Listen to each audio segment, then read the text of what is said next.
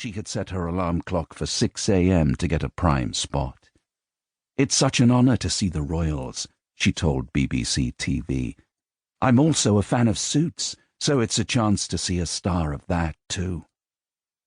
"We need magic at the moment," an admirer shouted at a journalist as the confident American and Harry greeted the acting Lady Mayoress Belle Edith. "I'm sure you could be the people's princess," said the 70-year-old civic leader.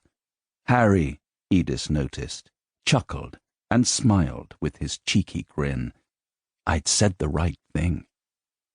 "Congratulations," shouted a group of women.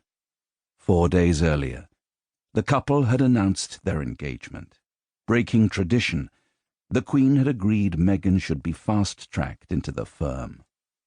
"This is the country that's going to be her home now," said the Prince's spokesman, Jason Knauf. "That means travelling around, getting to know the towns and cities."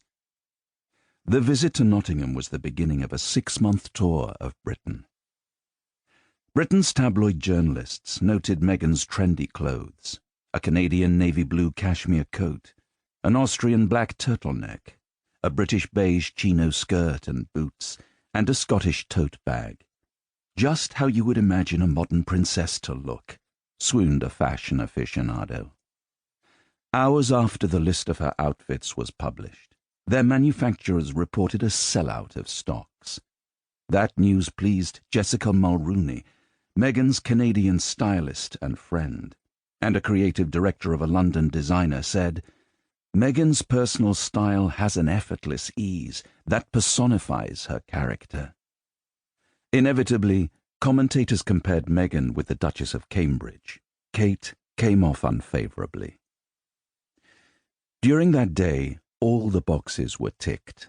Visits to an HIV centre, an institute giving health information to local Africans, a group providing advice on nutrition, and Nottingham Contemporary, a centre for love, life and health.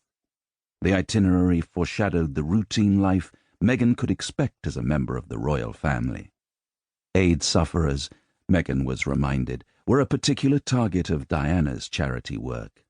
Following in Diana's footsteps was particularly important for both Harry and Meghan.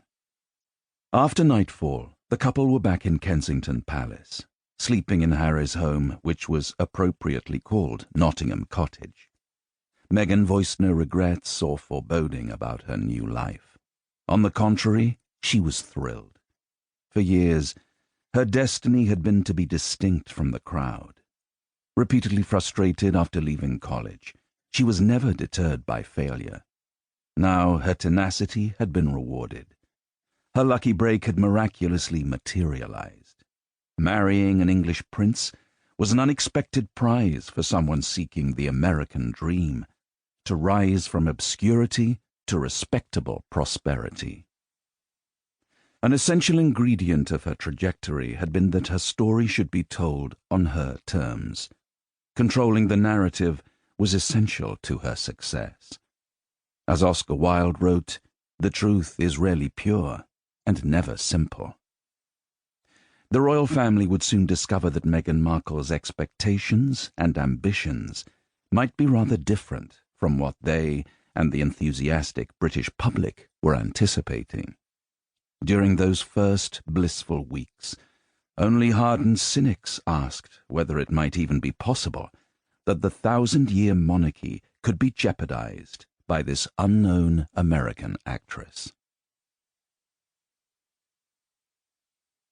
Chapter 1.